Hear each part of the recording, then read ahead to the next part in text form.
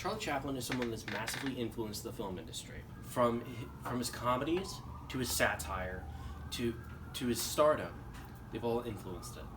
Almost every single one of his films are classic.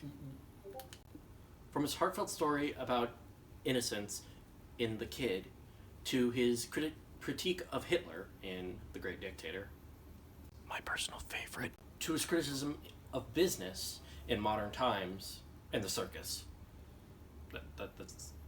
They're not all great. But out of all those, I'm going to be taking a look at the 1925 film, The Gold Rush. However, I'm not looking at that version.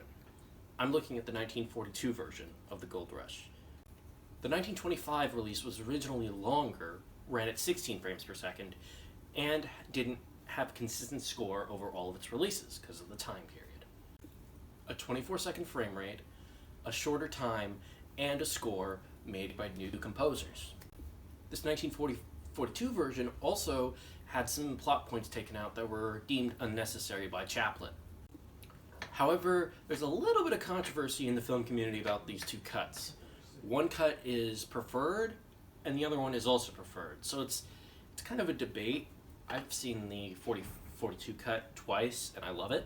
I haven't seen the 25 cut. I really should. I just haven't because I haven't had time. And also, I just wanted to do this easy. So, yeah. With all that out of the way, let's get into the film.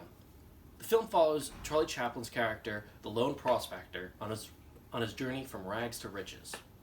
He starts off bumbling around, running into bears, almost being eaten, eating leather shoes, which at the time was controversial because of the Donner Party and them not being so happy about that, which is understandable. And film also has love, an awesome set piece using some really good special effects for the time, and a giant chicken. Yeah, that's pretty much it. With that out of the way, I'm going to talk about the strengths of the film. The film is very funny, and very entertaining. It's one of those films that you can sit anyone down and watch it with them, and they'll probably end up enjoying it. My friend Kyle, he's not a film guy, but he had some fun. Fuck you. Look at this fucking shag fucking mountain like a fucking penguin looking ass. Yeah. Oh, you can't bust ass real quick. Oh, fuck. Is that Hitler? In a different movie, he does play Hitler. That's my personal favorite of his. What is that? Is that a fucking bear? It's a bear! That's a whole ass fucking bear.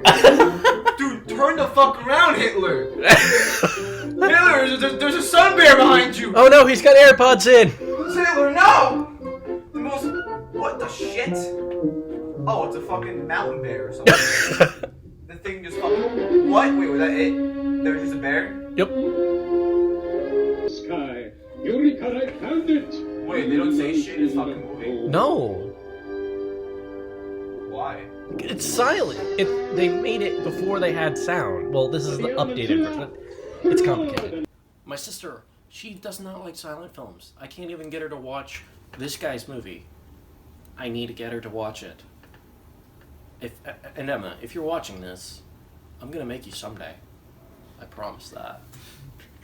This is a threat. This film is naturally funny, without trying too hard and making overcomplicated jokes and other things that most modern comedies fall flat on. The first and third acts both rely on confined spaces with two to three characters that's really funny. This whole section of them being stuck in a cabin is funny because you have three characters, each with different ideas and different ways of thinking and life and just relationships in general. Then you throw in the nature element, the frozen tundra, not being able to leave, and then you mix in starvation, and you get some really funny moments, like the chicken. Another positive part that I always like is the special effects. The VFX in this movie are really cool, especially for the time when there really wasn't that much in VFX. Yes, you can look at Buster Keaton, but that's Buster Keaton. He's kind of the diet Charlie Chaplin. But not to me, they're both equally good. And something that's really fascinating is we really don't know how they did it. We don't know how they moved the house and all that, but we can have hunches. Like, they probably used a miniature for the house sliding down the hill and that type of stuff. But everything else, we don't know. Because at the time, they didn't have bonus features. No one really cared about that stuff. So, we don't know. If you want a good insight on that stuff, I highly recommend picking up the Criterion version, which is the version I have, but not with me. That version has both the 1925 and 42 version, along with some bonus features and a ton of other awesome stuff. Highly recommend it. And if any of you don't know what Criterion is, go check them out. They're great. This film creates some really good emotional resonance with the audience, because the first part, we're laughing at him. We're being like, oh, this guy is a loser. But then we're shown his heart in the second act. We're shown that he wants to love. He wants to love someone. He will do anything. And that kind of helps us empathize with the character. And with this empathization, is that a word? Whatever. With this empathization of Charlie Chaplin's character, we want him to succeed. Yes, we laugh at him again, but that was because of unfortunate circumstances and how he reacts. He's a naturally funny character that, again, we do care about, unlike a lot of modern comedy characters. Name the last comedy character you cared about. It's hard, because most comedies are, it's just funny. That's it. Have a nice day. The film shows the power of comedy. It shows that comedy can lead to empathy and emotions that you may never have thought a comedy could show you. It's funny, it's emotional, it hits you right in the feels at the end, but the important part is you'll really never stop laughing. And that's the most important thing of a comedy. However, I do have to knock it a little bit for its pacing in the second act. It's kind of slow for my taste, but it's still entertaining, and the whole film together is really well done.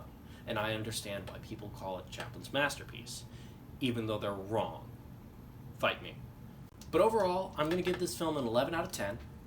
And for those that don't know, that means that I consider it a classic, or a film that's that good that it kind of breaks the rules. Yeah. But if you want a full list of those movies, or maybe just to see what other movies I rate, go check my IMDb page. It's going to be linked down below, along with my 11 out of 10 movies list, and a few of my short films. But there's a little bit more on the end of this video. There's going to be some bloopers of Kyle and me messing up. So if you want to watch that, go right ahead. But if you're going to watch that, I recommend all kids, like 13 and younger, maybe even 15, skedaddle. Because he swears a lot.